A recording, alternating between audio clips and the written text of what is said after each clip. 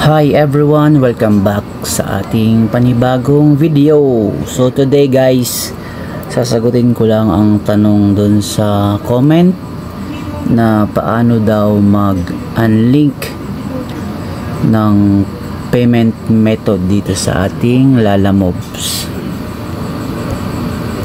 So first guys, i-open natin ang ating Lalamove apps and punta tayo sa ating account. And click natin tong wallet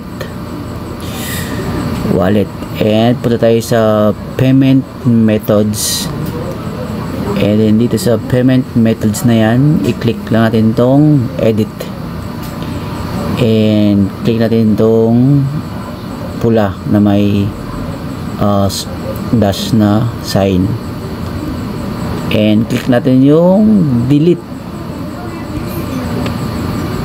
And ganoon lang kabilis mag-unlink kung makikita nyo dyan. So i-refresh lang natin,